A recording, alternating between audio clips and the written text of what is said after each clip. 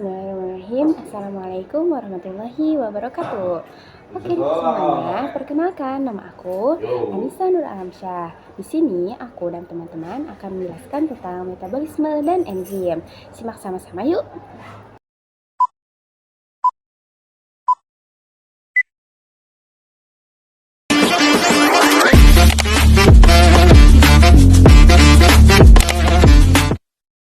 Hai semuanya, perkenalkan nama saya Noveni Cahya Kardila dan saya di sini akan membahas materi enzim. Nah, apa sih enzim? Enzim itu sendiri adalah molekul protein yang berfungsi sebagai katalisator dalam reaksi kimia biologis. Enzim berfungsi mempercepat laju reaksi tanpa ikut bereaksi atau berubah secara permanen. Nah, selanjutnya ada jenis-jenis enzim. Jenis-jenis enzim diantaranya ada apoenzim, kedua ada kofaktor, ketiga ada koenzim, dan keempat ada gugus protestik.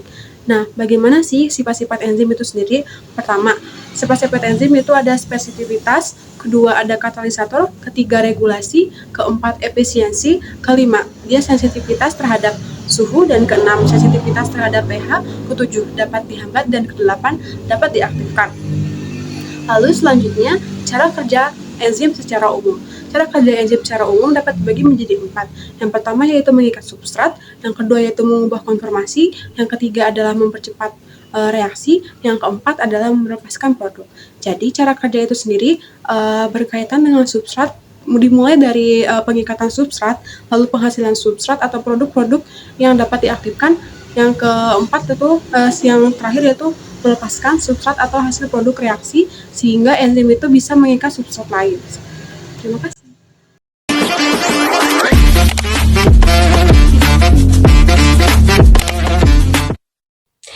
Assalamualaikum warahmatullahi wabarakatuh. Halo semuanya, perkenalkan nama aku Aulia Kirina Megami dari kelas 1211. Di sini saya akan menjelaskan jenis-jenis enzim. Jenis enzim terdiri menjadi 4 bagian. Yang pertama ada oksidoreduktase, yaitu berpindah elektron. Yang kedua, transferase, yaitu pindah gugus kimia. Yang ketiga, hidrolase, yaitu ikatan dengan air. Dan yang keempat, liase, yaitu ikatan tanpa air. Ada pula teori lock and key, model kerja enzim yang menggambarkan kecocokan sempurna antara enzim dan substrat seperti kunci dan gemuk.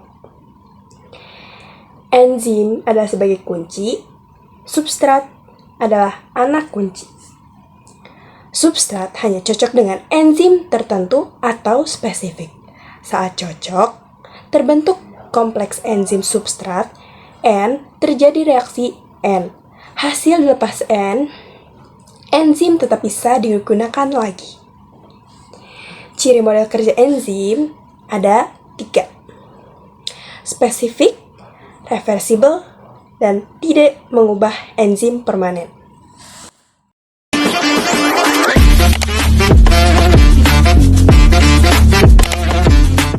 Perkenalkan, nama saya Sukma Mutiara Sani.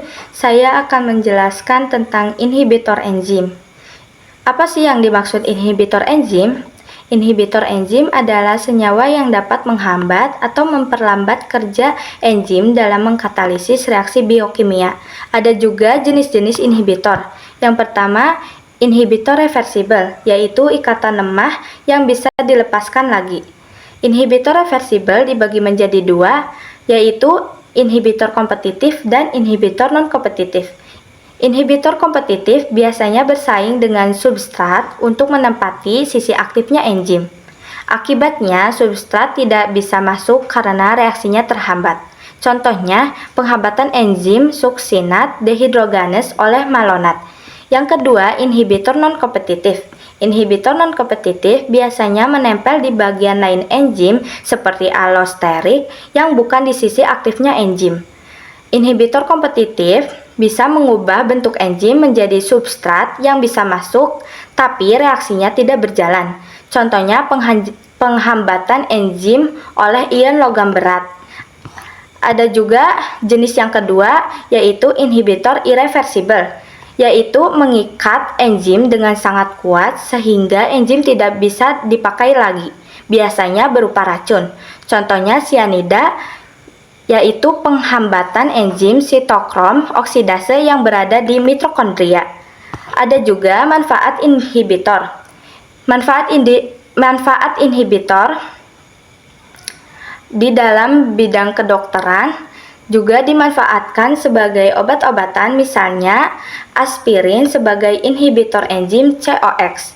Di bidang industri, manfaatnya bisa mengatur proses fermentasi.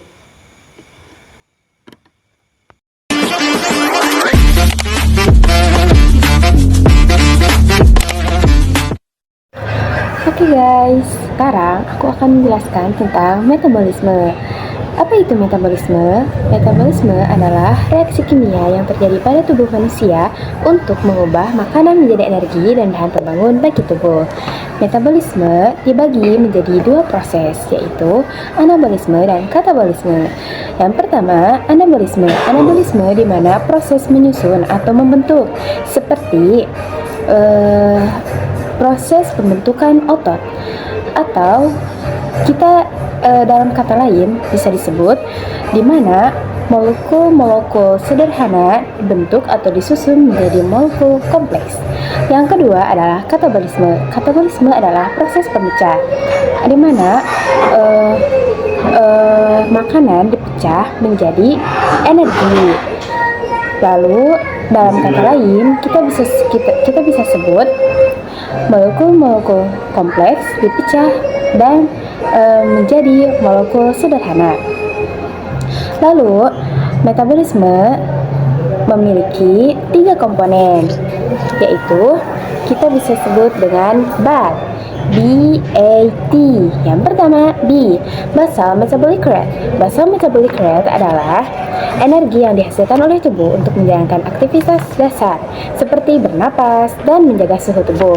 Yang kedua, A, activity energy expenditure, di mana energi dihasilkan oleh tubuh untuk menjalankan gerakan atau aktivitas harian. Yang ketiga ada thermic effect of food, di mana energi dicerna oleh tubuh 10%, kurang lebih 10% kalori lebih banyak daripada lemak. Selanjutnya, fungsi-fungsi metabolisme. Fungsi metabolisme ada 4 fungsi. Yang pertama, menghasilkan energi untuk aktivitas tubuh. Yang kedua, membentuk dan memperbaiki jaringan. Yang ketiga, mengatur proses tubuh seperti sirkulasi darah dan pernapasan. Yang keempat, menyimpan cadangan energi untuk kebutuhan nanti. Selanjutnya, faktor yang mempengaruhi metabolisme. Faktor yang mempengaruhi metabolisme ada 8. Yang pertama, faktor usia. Faktor usia. Semakin bertambahnya usia, maka massa otot akan menurun dan pembakaran energi akan melambat. Yang kedua, jenis kelamin.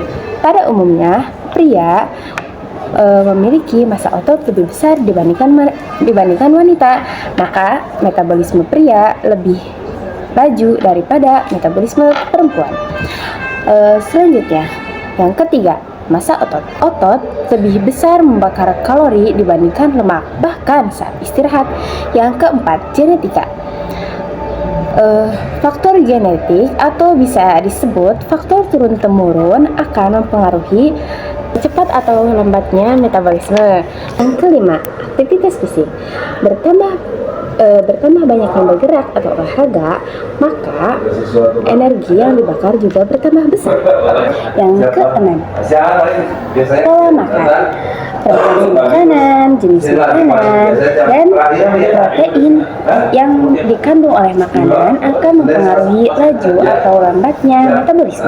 Yang ketujuh, kondisi kesehatan. Gangguan hormon atau gangguan kesehatan seperti gangguan hormon tiroid atau penyakit lain dapat mempengaruhi cepat lambatnya metabolisme. Yang kedelapan, lingkungan dan suhu. Suhu dingin dapat membuat tubuh membakar energi lebih banyak dibandingkan suhu panas. Karena saat suhu dingin, tubuh otomatis akan mempertahankan suhu tubuh dengan membakar energi lebih banyak. Demikian presentasi dari kami. Terima kasih telah menonton. Semoga bermanfaat ya teman-teman. Assalamualaikum warahmatullahi wabarakatuh.